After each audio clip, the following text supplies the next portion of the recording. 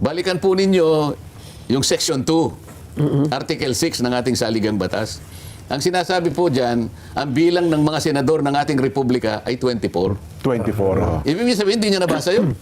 Wala rin sinasabing Ang saligang 24 doon sa mismong kinukot niya. Wala doon, pero tingnan mo yung Section 1. Section ng senador. Magsimula ka doon. Kasi yung Section 1, the Senate. Opo. At saka yung House of Representatives. Yes po. Sa Section 2, ang senador, sabi niya, ay 24. Ayun. Karugtong pala. Bakit hindi niya nakita yun? Kasi kaya niya sinasabi yon, gusto nilang palabasin ngayon doon sa kanilang pinag-iisang konklusyon ngayon at argumento na nagsasama-sama na sila eh. Kaya kanina, minabuti kong umpisa ng aking pagsasalita sa mga kulay ng watawat. Opo.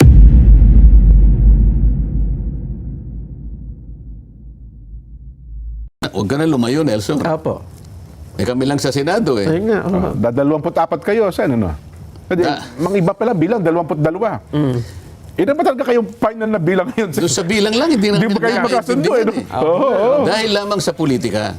Yun, oo. Dahil lamang sa kagustuhan na ibahin ang naratibo. Oo. Ang dami. Nagkakaisa sila sa araw pa naman ng kalayaan para pabulaanan nila na ang bilang ng senador sa ating bansa ay hindi na 24. Depende po sa... No, meron akong nakita tama post kayo. ng isang mambabatas na nando sa House of Representatives. Oo. Huwag na lang nating banggitin ang pangalan. No? Oh, di na po. Pero alam ko, chairman yata ng isang committee yun. Ang sabi niya, Oo. abay, ang nakasulat dun eh, of all its members. Yes. Sabi niya, no? Ng lahat ng miyembro So may nito. binabanggit siya doon na doon ay ikinakapit yung majority. Oo. Kasi ang opisyal ng Senado, lalo na yung presidente ng Senado, Opo. at yung speaker ng House of Representatives, ito yung dalawang pinuno ng dalawang kapulungan. Ng dalawang kapulungan ng Kongreso. Sinasabi Yes kasi po. doon, the Senate President and the Speaker of the House of Representatives shall be elected by the majority of all its respective members. Parang ganyan. So, binibigyan nila ngayon ng isang pakahulugan yung of all its members. Oo. So, sinasabi niya doon sa kanyang blog o doon sa kanyang pahayag, Sa kanyang post. Opo. sa post, Oo. hindi sinabi kang 24 dyan. Aba. Oo. Ang sinabi lang of all its members. Oo. Eh, para bang hindi. Balikan po ninyo yung Section 2, Article 6 ng ating saligang batas. Ang sinasabi po dyan, ang bilang ng mga senador ng ating republika ay 24. 24. Ibig sabihin, hindi niya nabasa yun. Wala rin sinasabing Ang saligang 24 doon sa mismong kinukot niya. Wala doon, pero tingnan mo yung Section 1. Kung ilan ang senador. Magsimula ka doon. Oo. Kasi yung Section 1, the Senate. Opo. At saka yung House of Representatives. Yes po. Sa Section 2, ang senador, sabi niya, ay 24. Ayun. Karugtong pala. Bakit hindi niya nakita yun? Oo. Kasi kaya niya sinasabi yon, gusto nilang palabasin ngayon doon sa kanilang pinag-iisang konklusyon ngayon at argumento na nagsasama-sama na sila eh. Kaya kanina, minabuti kong umpisa ng aking pagsasalita sa mga kulay ng watawat. Opo. Eh dito eh, merong kulay pink, Opo. merong kulay berde, Oo. merong kulay pinaghalong shade ng berde at saka pink. Hindi ko maintindihan kung paano na tayo eh. Kasi nga pinipilit nila na kapag ka ang isang senador ay kamukha ni Senador Bato ay Nagtatago. Oo. sa kadahilan ng alam na natin. Oo. At yung isa naman ay nakapiit ngayon. Nakapiit. Yes dahil po. nga siya ay sinampahan ng demandang plunder at iba pa. Ang gusto nilang palabasin at gustong ipaunawa sa ating mamamayan, yung dalawang yon, Hindi na senador. hindi nakasali. Yun, ang mabigat. Oo. Sa mga tweet, hindi na 24, sabi nilang ganon, sapagkat yung isa na nakakulong, suspendido. Oo. Kasi tinitingnan nila yung Section 5 ng ating plunder law na pwede kang suspendihin ng sandigang bayan. Kapag kinasuhan ka ng Oo. plunder, yes po. So sa kanilang argumento, kapag pinaniwalaan mo, huwag niyo papansinin yung nakalagay sa Section 2 na 24 ang senador kasi yung isa nawawala. Yung isa naman nakapiit. Nakakulong. Oo. So sa ngayon, kanya, ang aktibong miyembro lang, 22. Dalawa. Oo. So ngayon, pag kinuwenta mo kanya yung majority, ang denominator mo 22. Oho. Doon daw ibabase sa 22. Doon ibabase. Oo. So kung halimbawa 22 ng denominator mo, Nelson, Oho.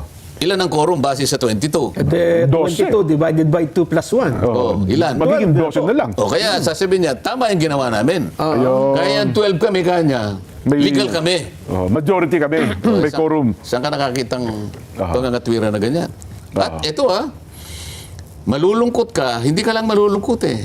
Siguro magtatanim ka ng Sama ng loob. sama ng loob. Siphayo siguro yan, Sen. Ano? At siguro parang baka magkaroon ka pa ng feeling na pagka-siphayo. Oo. Mabuti na lamang, naturuan ako kahapon na wag na ma-stress, Sen. Na-stress na nga po ako nung makalipas na araw eh. Ika-i-stress mo talaga Oo yun eh. po, naku, dami talaga. Ma-stress talaga tayo eh. E di mabuti na lang Lumakas po ang- ano ko eh. may May mga gabay tayo na... gabay na at may tagubilin na ba, teka muna, pagka ganyang dumarating ang ganyang pagkakataon, Opo. ganito ang gawin mo. Yan, wag ka ma-stress. Huwag kang may stress, di ba? Oo, Pero itong mga ginawa nilang ito, pwede kang may stress eh. Ay, opo, ano yan eh, stressor eh, ka nga. Bakit hindi ka may stress? Yung mga ibang nagsasalita ng ganitong klaseng argumento, mga deans ng law school eh. Opo. Hindi kaya nila naiisip na maaaring makonfuse lahat ang mga estudyante nila? Ay, yung mga law students talaga, tama Di po ba? kayo. Opo. Paano kaya ito? Alam mo, yung nag-uumpisa pa lang sa law school siguro, baka pre-law pa lang, ano? Oho. Baka hindi na tumuloy yun. Nahihirapan na, paano ang base ng pagbilang eh. Oo, di ba? Nung isang araw, wala ka rito, Nelson, dinidiscuss namin. Diba? Nakikita ko yung bilang nila sa baba. Isang full-page advertisement sa isang malapad na dyaryo. Ang title niya napakalaki. Great legal minds agree. Sabi nila, gano'n, ano? Great legal minds, opo. Oo. Pag tiningnan mo, 15 lang, at saka yung iba naman hindi naman kilala. Nagpapakilalang mga dekano, mga deans Opo. ng mga law schools. Meron ko pa makikita ron, isang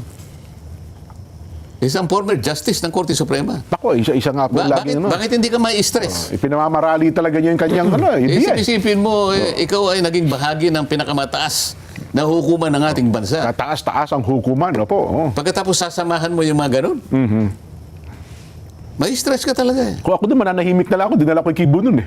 Pagka ganun ng... Nang dahil lamang sa kagustuhan nila na baguhin yung quorum. Dahil talagang mali yung ginawa eh. Oho. Yan ang tingnan mo, kanina pinag-uusapan natin. Lahat ng magsasalita tungkol sa kahalagahan ng araw na ito, gugunitain mo ang kabayanihan, kagitingan ng mga taong nagsipagbuwis ng buhay. At hindi ilan yun dyan, marami rin. Ay, yun. opo naman, At totoo. matagalang pakikipagbaka ito, pakikipaglaban, alang-alang sa kasarinlan at kalayaan ng ating bansa. At isipin pa natin yung mga nagbuwis ng buhay saan. Hindi po hirap lang ha. Buhay talagang ibinuwis nila. Paano para kaya makamit yun. kung yun ay makapagsasalita lang? Oho. Ito ba kanya yung... Ito ba yung pinagbuwisan Ito ko ba ng yung buhay? pinagbuwisan namin ng buhay? Oho. Mas mahirap pag kinalagyan ninyo ngayon. Yung kasing mga ibang kinalaban namin, mga banyaga ito eh. Mga foreigners ito opo, tama. na hindi nila alam ang kultura natin, pati yung kasaysayan ng ating mga kababayan. Dahil mga dayuhan sila eh. Oho.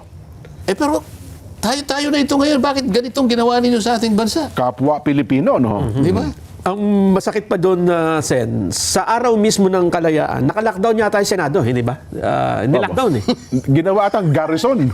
Nilockdown, bawal pumasok, bawal lumabas. Kasi sinabi namin ay pagpapatuloy namin yung pagdinig ng flood control scandal. Oho. Hindi pa kami... Nabanggit kasi natin nung Monday, Sen, kaya... Tapos pinik up ata sa news na mag-i-schedule ng Matutuloy, pagdinig ng Webes. Hindi nila napakinggan yung bandang huling programa natin. Talagang may plano naman kasi. Oho. Ngayon, gumawa sila ng paraan na may security threat daw. Yes. Kung titignan mo naman, wala namang ginawang pagpapahayag yung National Security Advisor. Wala po. NICA, Intelligence Group, Wala wala. man lang, sana man lang may nagpatunay. Meron po talagang threat Opo. na nanggagaling po sa ganitong sektor. Ito po yung nakuha naming intel. Maliwanag naman na pinroses nila. Baka nga may konting may sapat na ebidensya. Opo, oho. Kaso, ang nagpahayag yung NBI. Paano naman nangyari? Kailan ba naman nangyari na NBI ang gagawa ng pagpapahayag na merong security threat sa Senado? Pumunta nga yung isang kasamahan namin, nagpalitrato pa eh. Opo, tama. Sa background, pumunta sa foreground. Pati kasama yung mga usaa. Yung nakangiting nga, nagpalitrato. Tahimik na tahimik. Nakikita ko yung Senado dahil walang tao. Kung hindi siya lang na nakangiti na akala ko sementeryo yung... Akala ko libigan ng mga bayani na puntahan. Anong security threat? Kinandado, pinadlock. Opo. Ito yung... Sa araw pa naman ang kasaysayan dyan. Sa araw ng kasarinlan. Kalayaan. Napaka-importante, napakahalagang araw na sana'y tinatamasa natin yung bunga ng tunay na kalayaan. Paano, Nelson, kung yung hindi ka naman malaya doon sa kakayahan na magpahayag ka ng tunay na damdamin mo. Lalo na nga, yung kakayahang mag-imbestiga ka. Dahil yun ang hinahangad ng ating mga kababayan. Nagpunta